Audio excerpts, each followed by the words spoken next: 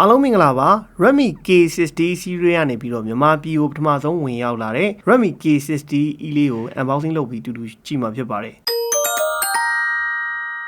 တကယ်တော့ Redmi K60E ဟာ Redmi K50 ကိုပို့ပြီးစွမ်းဆောင်ရည်ကောင်း update လုပ်ပေးလိုက်တဲ့ version လို့ပြောလို့ရပါတယ်။ design အသွင်ပြင်ပိုင်း big quality အသားအနာ display ပါဝင်တဲ့ spec တော်တော်များများဟာ K50 နဲ့တော်တော်တူညီတဲ့ဖုန်းတစ်လုံးလို့ပြောလို့ရပြီးတော့ update လုပ်ပေးလိုက်တဲ့နေရာမှာဖုန်းရဲ့ SoC ပိုင်း camera sensor တွေကိုအနည်းငယ် update လုပ်ပေးထားတာကိုတွေ့ရပါတယ်။ဖုန်းရဲ့စွမ်းဆောင်ရည်ပိုင်းအတွက်ကတော့ MediaTek Dimensity 8200ကိုအသုံးပြုပေးထားပြီး CPU clock speed အနေနဲ့ 3.1 GHz အမြင့်ဆုံးအသုံးပြုနိုင်မှာဖြစ်ပါတယ်။ 4 nanometer architecture နဲ့တိစောက်ထားတဲ့ SoC ဖြစ်တာနဲ့အညီ flagship level gaming စွမ်းဆောင်ရည်တွေနဲ့ power consumption ဘိုင်းမှာတိတိတတ်တာကောင်းမွန်မဲ့ SoC တစ်လုံးလို့ပြောလို့ရပါတယ်။ MediaTek 8200ကိုစမ်းသပ်ချက်တွေအရ website ဒီမှာဖော်ပြထားတဲ့အချက်လက်တွေကိုလည်းဒီမှာကြည့်လို့ရအောင်ကျွန်တော်ဖော်ပြပေးလိုက်ပါတယ်။ gaming ဘိုင်းမှာတိတိတတ်တာ Dimensity 8100ထက်ပိုကောင်းတဲ့ FPS တွေ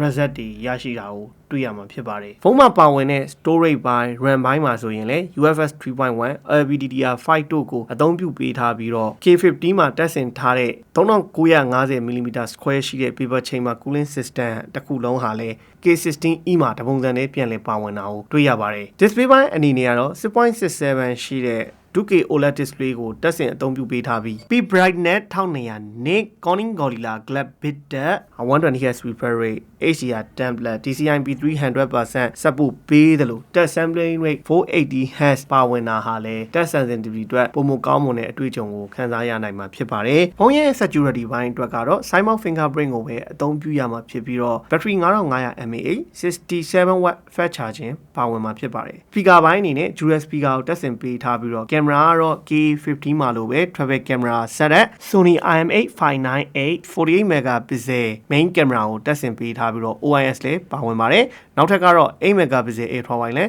2 megapixel macro camera နဲ့ရှေ့မှာတော့ Sony IM8596 selfie camera 20 megapixel ကိုတက်ဆင်ပေးထားတာဖြစ်ပါတယ်။ K60E လေးဟာဘယ်လောက်လာတော့ဘယ်လောက်ထိတိုးတက်လာတော့အပြင်မှာအတူတူ unbox လုပ်ပြီးကျွန်တော်တို့ကြည့်လိုက်ရအောင်ပါ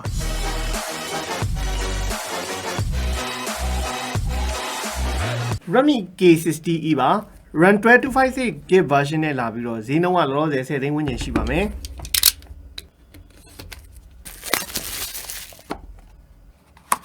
စင်းအင်ဂျက်တာလေးပါမယ် 0.9 လောက်ထူရှိရဲ့ဆီလီကွန်ပါမယ် K60E လေးပါပါမယ်67W charging တုံးပါပါမယ် Type C 2ပါပါမယ်စင်ကက်ကတော့ dual sim ထည့်သွင်းအသုံးပြုနိုင်မှာဖြစ်ပေမဲ့ memory ကစိုက်လို့မရပါဘူး Redmi K60E လေးရဲ့ back ကပါအသားနာပါနောက်က glossy ပုံစံလုပ်ပေးထားပြီးတော့လက်ရနည်းနည်းထင်တယ်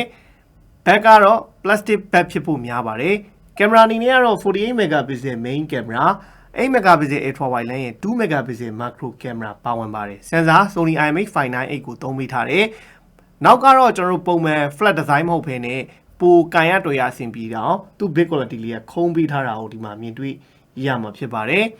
အထူအနေနဲ့ကတော့ 8.48mm ပဲရှိပါတယ်နောက် camera bank ကနည်းနည်းလေးမဆိုသလောက်လေးပဲထွက်ပါတယ်အပေါ်ဘက်မှာတော့ speaker တစ်လုံးပါမယ် iron blaster ပါမယ် mic ပါမယ်ဒီဘက်ပြီးမှာတော့ volume up down power button ပါမယ်အောက်ဘက်ချမ်းမှာတော့ speaker တစ်လုံးပါမယ် type C port ပါမယ် mic ပါမယ် SIM slot လေးထုတ်လို့ရတဲ့နေရာလေးပါပါမယ်ဒီဘက်ချမ်းကတော့လုံးဝပြောင်းအနေထားနဲ့လုပ်ပေးထားပါတယ်ရှေ့ကတော့လုံးဝ flat design ကျွန်တော် K50 နဲ့ design quality တော်တော်တူညီတယ်လို့ပြောလို့ရတယ် camera band လေးပဲနည်းနည်းလေးပြောင်းသွားတယ်ပေါ့ K50 မှာတော့ဒီ cycle ထဲမှာ camera 3ခုထည့်ပေးထားတယ်ဒီတော့အဲ့ cycle အဝိုင်းလေးမပါတော့ဘူးနောက် camera band လေးကဒီအသားနာရ2ဆင့်လေးဖြစ်အောင်လုပ်ပေးထားတယ်ပေါ့လှတာတော့တော်တော်ကျွန်တော်တို့လှပါတယ်ဒီ design ကကျွန်တော်တို့ဒီ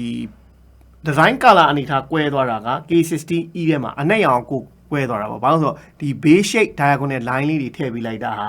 K60E က black color ပို့ပြီးတော့ဆွဲဆောင်မှုရှိစေတယ်ပုံမှန်နောက်ထပ်ထွက်တဲ့ white နဲ့ green နဲ့ကတော့ဒီပုံစံ big quality အသားနာအောင်မှာပြောင်းနေပေါ့အဖြူပြောင်းအစိမ်းပြောင်းဆိုပြီးတော့လာတာဖြစ်ပါတယ်လာတာတော့ကျွန်တော်တို့တော်တော်လာပါတယ်နောက်ဒီနောက်ဖက်ကခုံးပေးထားတာဖြစ်တဲ့အတွက်ကျွန်တော်တို့ကင်လို့တွေ့လို့လည်းတော်တော်အဆင်ပြေပါတယ်ရှေ့ဘက်ချမ်းမှာတော့ 6.67 inch 2K OLED display ကိုအသုံးပြုပေးထားပြီးတော့ 120Hz refresh rate support ပေးပါမယ်ဆက်ရက်စမ်းဆောင်ရည်အတွက်ကတော့ Dimensity 8200ကိုအသုံးပြုပေးထားပါတယ်ကျွန်တော်ဒါကတော့ K60E လေးကိုမြင်တွေ့ရမယ့်ရုပ်ထွက်အနေထားပေါ့နော်display ဘိုင်းအနေနဲ့ကဘာမှပြောစရာမရှိဘူး K50 နဲ့အတူတူပဲ brightness ကလည်းလုံလောက်တဲ့အနေထားမှာရှိတယ် resolution ကလည်း 2K ထိရတာဆိုတော့မိုက်တယ်အဓိကကျွန်တော်တို့ကြည့်ရမှာ built-in Google service ပါလားကြည့်အောင် setting ထဲမှာ account and sin ထဲမှာ basic Google service ပေါ့နော် basic Google service ပါဝင်တာဖြစ်တဲ့အတွက်ကတော့ကျွန်တော်တို့အနေနဲ့ Google Play Store ကိုအလွယ်တကူအသုံးပြုလို့ရမယ်ချက်ချင်းသုံးလို့ရမယ်ပေါ့ကျွန်တော်တို့က original အနေနဲ့က Full HD Plus resolution နဲ့သုံးတာပေါ့တကယ်လို့ကလုံးဝကြည်တောက်ရှင်း result ကိုရခြင်း WQHD မှာပြောင်းသုံးလို့ရပါတယ်ဒါပေမဲ့ပို့ပြီးတော့ battery ခံခြင်းနဲ့အပူတက်တာခြင်းနဲ့ဟိတ်ဆိုရင်တော့ Full HD Plus resolution နဲ့ပဲသုံးရင်အဆင်ပြေပါတယ် refresh rate အနေနဲ့ကကျွန်တော် default ထားပြီးသုံးမယ်ဟိတ်ဆိုရင်လိုတလို့ချိန်ကြည့်ပေးမယ်ပေါ့ 60Hz လို့ရင် 60Hz နဲ့ပြပေးမယ် 120Hz လို့ရင် 120Hz နဲ့ပြပေးမယ်ပေါ့ custom ကတော့ကျွန်တော်တို့အသိထားတာပေါ့60နဲ့120Hz ဘယ်မှာထားခြင်းတော့အလုံးဝ smooth ဖြစ်ပြီးတော့အမြဲတမ်း 120Hz ပြနေခြင်းတော့ 120Hz မှာထားလို့ရပါတယ်နောက်ထပ်ကျွန်တော်တို့ကင်မရာဘိုင်းမှာဘာတွေပါတော့ကြည့်ပါမယ်ဒီနေ့ကတော့ကျွန်တော် unboxing ပဲလုပ်တာဖြစ်တဲ့အတွက်ကတော့အများကြီးမပြောတော့ဘူးနောက်ရက်မှာကင်မရာတွေ gain တွေတက်ကျွန်တော်တို့ performance ကိုစမ်းပေးပါမယ်ကင်မရာဘိုင်းမှာတော့ကျွန်တော်တို့sensor ဘိုင်းအနေနဲ့ဆိုရင်တော့နည်းနည်းတိုးတက်လာတယ်လို့ပြောလို့ရတယ် Sony IMX598 ကိုသုံးပေးထားတယ် OIS လည်းပါတယ် Ultra Wide လည်းပါမယ်ပုံမှန်12 megapixel ပေါ့နော်ကျွန်တော်တို့48မြင်တွဲနဲ့ရိုက်မှာပေါ့ pixel binding ကကျွန်တော်တို့4-in-1နေပါလိမ့်မယ်နောက် 2HD ကျွန်တော်တို့ဆွဲလို့ရမယ်ပေါ့ digital zoom က 10HD ရပါမယ် video ပေါ့ video တွေကကျွန်တော် ultra steady ပါတယ် ultra steady မှုက 1080p 13fps မှာ ultra steady မှုနဲ့ရိုက်လို့ရမယ်ကျွန်တော်တို့အမြင့်ဆုံးကတော့ steady မှုမပါဘဲနဲ့ 4K 13fps ရိုက်လို့ရပါမယ်နောက်ပုံမှန်ပါနေတာကျွန်တော် pro မှုပါမယ် pro မှုမှာraw ပါရိုက်လို့ရပါတယ်အဲ့ဒါတော့ပိုကောင်းတာပေါ့နော်ကျွန်တော်တို့ပြင်မယ်ဆင်မယ်ဟိတ်ဆို raw မှုပါတဲ့အတွက်ပို့ပြီးတော့ပြင်လို့ရမယ်နောက် photo portrait night မှုပါမယ်မိုးမှာတော့ကျွန်တော်တို့48 megapixel ပါမယ် short video panorama blog slow motion time lapse sticker avatar movie effect AI watermark နောက် dual video တို့ clone feature တို့ long exposure တို့ပါတယ်ပေါ့ dual video ကတော့ကျွန်တော် selfie camera ရဲ့ back camera ကိုပြိုင်တူတွဲရိုက်လို့ရတဲ့ feature ပါဒါတော့ကျွန်တော်တို့ထွေထူးပြောစရာလိုမယ်လည်းမထင်ပါဘူးအားလုံးသိပြီးသားနေမှာပါအဲ့တော့ကင်မရာဆန်းတဲ့နေရာမှာတက်ပုံရိပ်တွေကိုရိုက်ပေးပါမယ်ကျွန်တော်တို့ပုံမှန် photo မှုတွေကတော့ saturated ဖြစ်တဲ့ color ဘက်ကိုသွားတယ် display ကလည်းဒါ 2K OLED ပေါ်မှာကြည့်လို့လည်းပါကောင်းပါနိုင်တယ်ပေါ့တက်ကတော့အသေးသေးကျွန်တော်တို့ပြန်ပြောပေးပါမယ်နောက်ကျွန်တော်တို့ selfie ပေါ့ selfie 20 megapixel ကတော့အခုလောလောဆယ်ကတော့အဘယ်ဖုန်းရဲ့ပေါ့နော်တော်တော် selfie မှုတွေကကောင်းလာပြီပေါ့နောက် filter တွေကျွန်တော်တို့ပါလာမယ်နောက် beautify မှာလည်းအများကြီးပဲပေါ့ကျွန်တော်တို့ hairline တွေ lip တွေချင်းတွေเนาะကျွန်တော်မျက်နှာကိုအသေးသေးပြင်လို့ရတဲ့ဟာတွေအကုန်ပါမယ်ပေါ့နော် smooth tone shot လို့လည်းရမယ်ပေါ့နော်အဲ့ဒါကတော့မိုက်ပါတယ်အဲ့တော့ selfie ကဘယ်လိုအနေထားမှာရိုက်လှနေပါလိမ့်မယ် against the light ရိုက်တဲ့အနေထားမှာလည်း noise ထားတယ်ဆိုပေမဲ့ကြည့်လို့တော့ကြည့်ပြောရှုပြောရှိတဲ့ပုံတော့ရတယ်ဗျာကျွန်တော်ရှေ့ကပုံမှန်ရိုက်မဲ့အနေထားမှာဆိုလဲဒီ skin tone တွေကအရင်ကြီးပြင်ထားတယ်ဆိုတဲ့အနေထားမှာမရှိဘဲနဲ့လှလှပပ selfie ပုံတော့ရတာသိကြတယ်ဒီနေရာမှာကျွန်တော်က Redmi K60 နဲ့ပတ်သက်ပြီးအနည်းငယ်ပြောပြစရာရှိတာက K60 တွေဒီဒါ performance ဦးစားပေးပြီးထုတ်ခဲ့တဲ့ဖုန်းတွေပေါ့နော်များသောအားဖြင့်ဒီနှစ်ပိုင်းမှာတော့ဒါ K60 Pro တို့ဘာလို့မှာတော့ကင်မရာဘိုင်းကိုစင်ဆာကောင်းတာတွေထည့်လာပြီပေါ့နော်အဲ့တော့အရင်ကြီးတော့ကင်မရာကိုတော့တိတ်တော့မမျောလင်းနေအောင်အသေးစိတ်ကတော့ကျွန်တော်တို့စမ်းပြီးပြောပြမယ်ပါတဲ့ကင်မရာတွေကတော့တေချာတာတစ်ခုက K40S တို့ K50 တို့ထက်တော့ဒီမှာရုပ်ထွက်လေးကနည်းနည်းလေးတော့အစမ်းစီရိုထဲမှာရိုက်တဲ့အချိန်မှာကောင်းတယ်လို့ဆိုလို့ရတဲ့အနေထားမှာတော့ရှိပါတယ်ကျွန်တော်ဒါ K60E ကိုမြင်တွေ့ရမယ့်display quality အနေထားပေါ့တကယ်တမ်းပြောရရင်တော့ကျွန်တော်တို့ကဘာမှmid range ဖုန်းတစ်လုံးအနေနဲ့တိတ်ပြောရမရှိဘူးဘာလို့ဆိုတော့ brightness ကကျုံပြတဝက်တောင်မတင်ရသေးဘူးเนาะအဆုံးထိသာတင်လိုက်ရင်ဘယ်လောက်ထိသူ့ရဲ့ brightness တွေနှစ်တွေကအရင်ကောင်းတယ်ဆိုတာပြောစရာလုံးဝမထင်ပါဘူး upper mid range ဖုန်းတွေထဲမှာတော့သူ့ရဲ့ OLED display ကကောင်းတဲ့အထင်မှာပါတဲ့ display တစ်ခုလို့ပဲပြောချင်ပါတယ်တော့ viewing angle အများကြီးရတယ် brightness တွေ contrast တွေကတကယ်ကောင်းတဲ့ဖုန်းတစ်လုံးဖြစ်ပါတယ်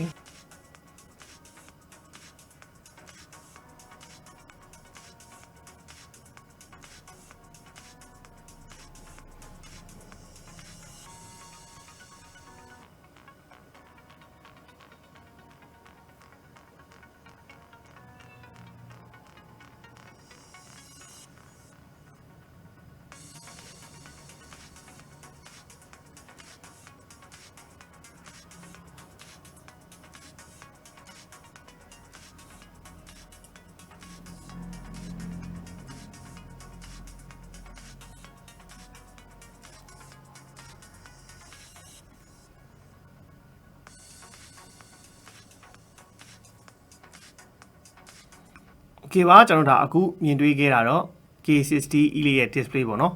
တိတ်ပြီးတော့ဘာမှပြောစရာမလိုပါဘူးဒါကတော့အတန်ပေါ့နော်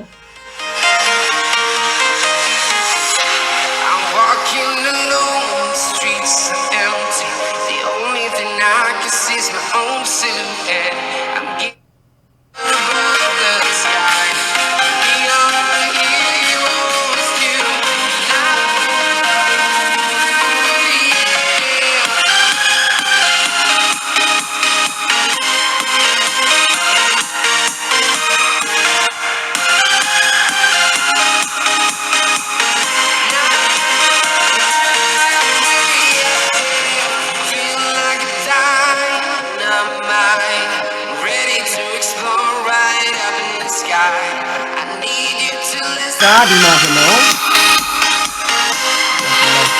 နှလုံးပေါ့နော်ဒီကနှလုံးနဲ့တကယ်ကျမ်းပါတယ်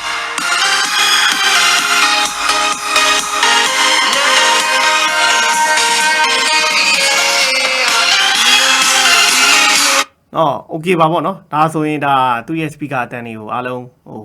နားထောင်ခဲ့ပြီပေါ့နော်အတန်ရောရုပ်ကောအဲ့တော့K50 နဲ့ရှင်လိုက်တဲ့ဟိဆိုရင်တော့သူလည်း recommend ကောင်းကောင်းမပေးထားတဲ့အထက်မှာပါလဲဆိုတော့ speaker နဲ့ display ကတော့လုံးဝ K50 ရဲ့ version အတိုင်းသုံးရမှာဘာမှပြောင်းလဲသွားတာမရှိဘူးတေချာနည်းနည်းမျှော်လင့်လို့ရတာကင်မရာလေးပိုနည်းနည်းကောင်းလာတယ်ပေါ့နော် sensor လေးနည်းနည်းကောင်းလာလေးထည့်ပေးထားတယ် K50 နဲ့ရှင်เนาะ now performance buying အတွက်ဆိုရင်လည်းသူ့ရဲ့ Dimensity 8200ကကျွန်တော်တို့ဖတ်ထားမှတ်ထားရှင်းထားတဲ့ reset တွေမှာ light လေးလာထားတာတော့ပို့ပြီးတော့gaming vibe မှာတာတယ်ပေါ့တကယ်တမ်းတော့8200ဆိုတာ8100ကိုပဲနည်းနည်း upgrade လုပ်လိုက်တဲ့ version model ပါအဲ့တော့ K50 ကင်ထားရလို့လည်းတိတ်စိတ်မညစ်ပါနဲ့တိတ်မကွာဘူးနည်းနည်းလေးမဆိုးတော့လေး update လုပ်ထားတယ်ဒါပေမဲ့ကိုကနော် K50 နဲ့ K60E နဲ့ဝယ်ဖို့ရှင်းရမယ်ဆိုတဲ့နေရာမှာဈေးကဒီချိန်ဆို 4-5000ပဲကွာတာဖြစ်တဲ့အတွက်ကတော့ကျွန်တော်အနေနဲ့ဆိုရင်တော့ K50 ဝယ်မယ်အစား K60E ထိတက်ပြီးဝယ်ပါလို့ပြောရင်းနဲ့ဒီနေ့ unboxing လေးကိုကျွန်တော်ဒီမှာနေအဆုံးသတ်ပါမယ်အားလုံး bye bye ပါခင်ဗျာ